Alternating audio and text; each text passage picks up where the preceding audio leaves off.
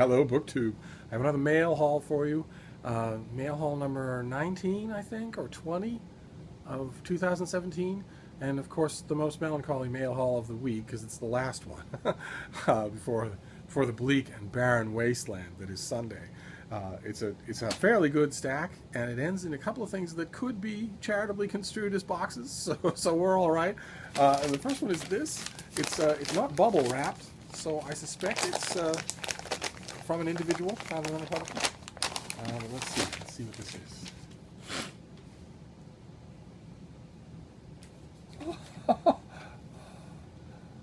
Oh my God. It's a personal gift. It's from one of you.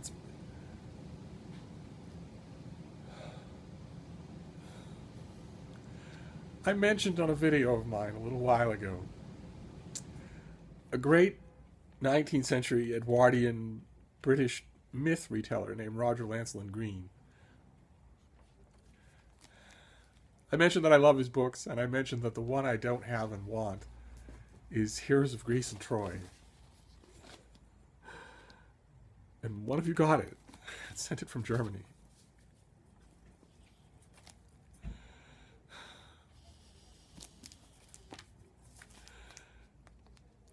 Thank you.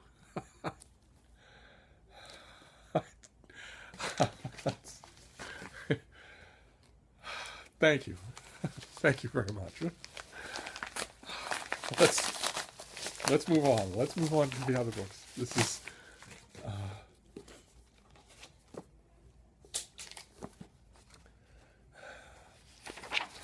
okay. So our next one is a Norton Critical Edition, which we've mentioned on this channel before.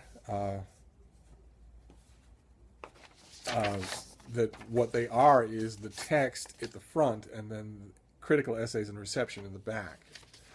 And this is the Quran, a Norton Critical Edition of the Quran, edited by Jane McAuliffe.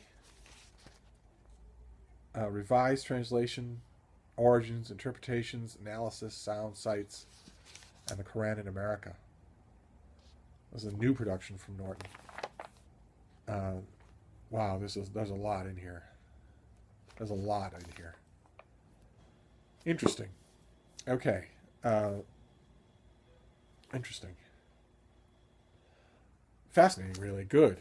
Excellent. All right. So we're 2 for 2. Sorry, I'm just old world enough to be a little flummoxed by having an intensely private moment on camera. it's second nature to young people out there, but not to me. Not yet, anyway. Okay, this next one is The Dark Flood Rises by Margaret Drabble. The latest novel by Margaret Drabble that I think has been out in the UK for some time. Comes out in mid-February here. I view it as a good thing. I have never been a Margaret Drabble fan, not at all, not in the slightest. And I've read everything, but I haven't read this. And with an author like this, a self-evidently intelligent author, that lots and lots of my favorite critics and a lot of readers I respect love. When it comes to an author like that, I relish each new book because I have a large, niggling suspicion that I am wrong, that I have just been wrong-footingly approaching the author in question the whole time, and just need to fix that. I've had that happen with a couple of authors. Mary McGregor Morris comes to mind, where I just needed to go at it right in order to get it right. Same thing with A.S. Byatt. Actually, it wasn't Possession that did it for me. It was children's book. So I'll give this a try with the incredibly boring U.S. cover. So now we'll move on. Let's see what this next one is. Oh, it's from Tor. Excellent. Excellent. This comes out in mid-February, and it looks like it's a science fiction fantasy retelling of Shakespeare's The Tempest. A lovely girl grows up in isolation from where her father, a powerful magus, has spirited them in order to keep them safe. We all know the tale of Prospero's quest for revenge, but what of Miranda, or Caliban, the so-called savage Prospero chained to his will? In this incredible retelling of the fantastical tale, Jacqueline Carey shows readers the other side of the coin, the dutiful and tender-hearted Miranda, who loves her father but is terribly lonely, and Caliban, the strange and feral boy Prospero has bewitched to serve him. The two find solace and companionship in each other as Prospero weaves his magic and dreams of revenge. Okay, so who is Jacqueline Carey? She's at home. She's the author of okay. She's the author of Kushiel's Dart and all the books that followed it. Okay, so I've read a lot of her books before. Okay, I love the Kushiel series. I just love it. A retelling of Shakespeare's The Tempest, fraught with problems, but she could probably do it. So we'll certainly make it interesting. We'll see. The problem, sort of announces itself, which is, at any point where her narrative brushes up against Shakespeare's narrative, it's going to be, noticeable. But we'll see. We'll see. All right, so next one is nonfiction, which is good. It's locked in. The True Causes of Mass Incarceration and How to Achieve Real Reform. This is by John Pfaff, who's a professor of law at Fordham Law School. He's written all over, lives in Brooklyn. And this is a book about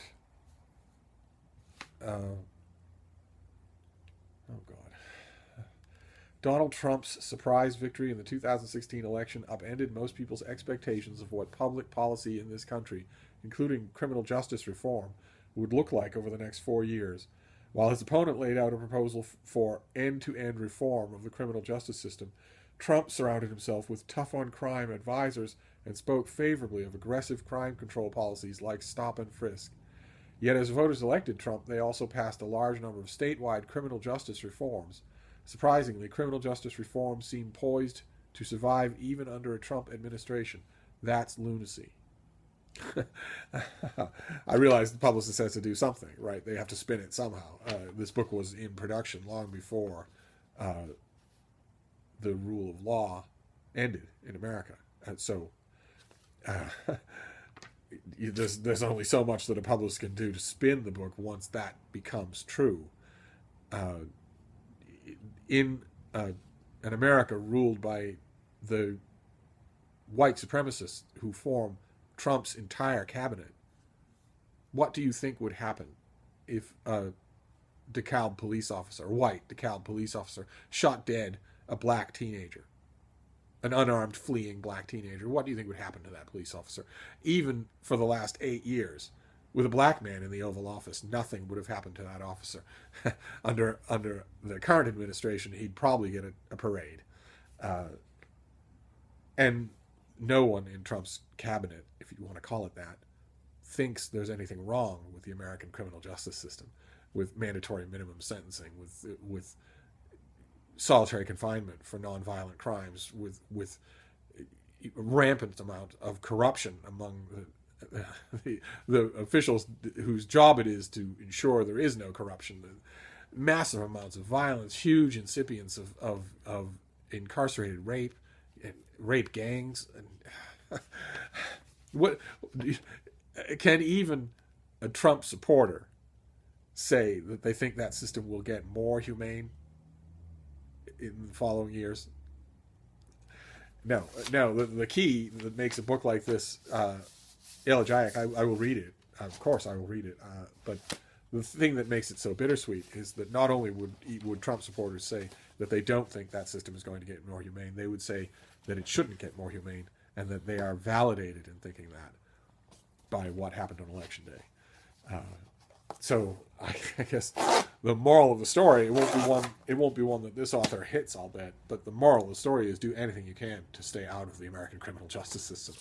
But maybe I won't rush to read the book. Let's see what's next here. So we go back to fiction. Good, because the last thing you people need is to hear any more lecturing from me. This comes out in mid-February, and it's called All That's Left to Tell by Daniel Lowe, with yet another boring, monochrome, hideous American cover.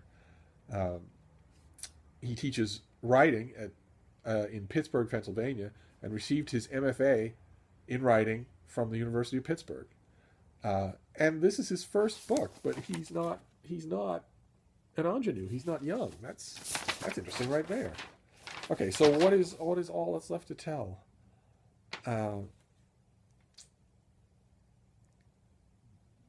Lowe draws on stories as old as those of Scheherazade and as recent as the current unrest in the Middle East to create a stunning, boundless novel that reminds us why we need stories and ultimately why we need each other. When the blindfold is tied around Mark Laurent's eyes each night, his world opens up beyond the confines of a 10-foot by 15-foot room where he's being held captive. A mid-level executive at an American company, Mark isn't sure why he's a hostage somewhere outside Karachi, Pakistan.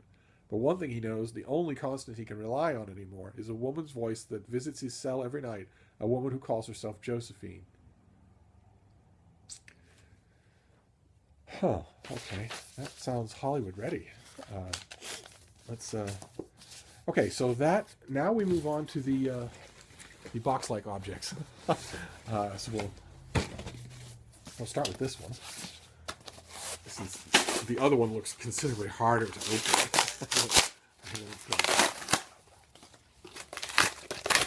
This one just requires your standard demolition job. The other one looks like a to-do.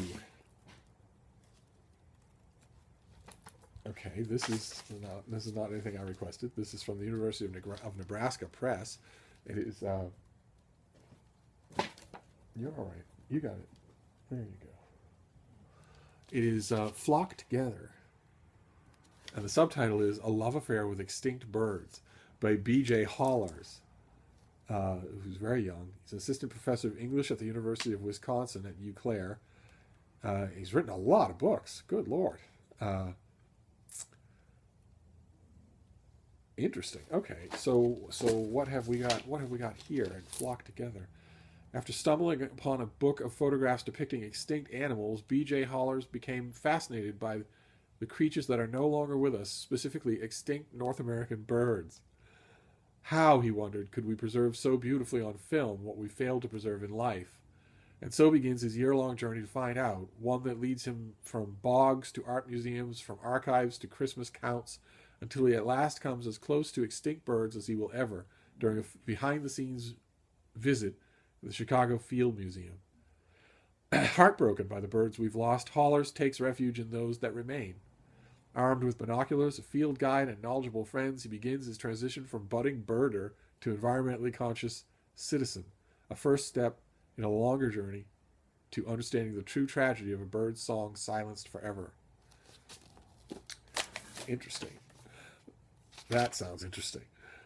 So what is this? This comes out in April. Yes. So no, this comes out on the 1st of February. So real soon.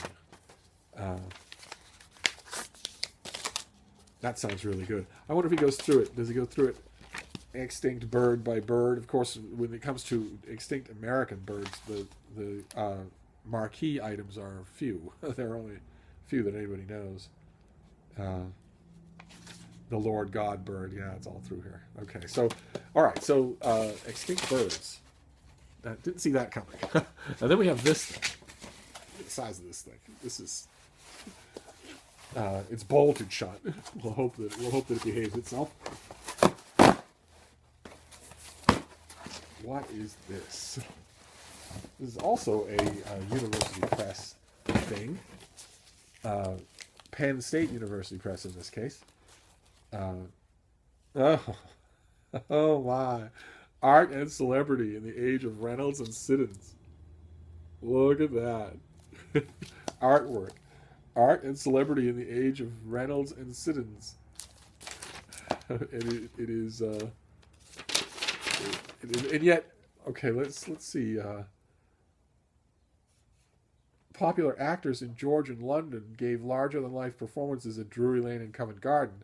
Their offstage personalities garnered as much attention through portraits painted by leading artists, sensational stories in the press, and often vicious caricatures. Interesting. So this is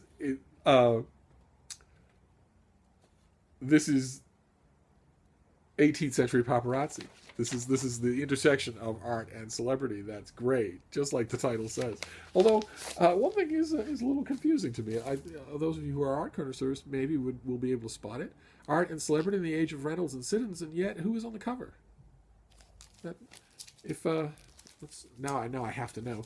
But if I'm correct, that painting on the cover is by neither Reynolds nor Siddons, but by a direct contemporary of theirs. Let's see if I'm right. I am right. Yes, it's Elizabeth Farron by Thomas Lawrence, the great Thomas Lawrence. So he doesn't get billing in the subtitle, but he's good enough to be on the cover. All right, so I am all for a big art monograph. That's wonderful, and that is it. That is. I made a mess today, didn't I?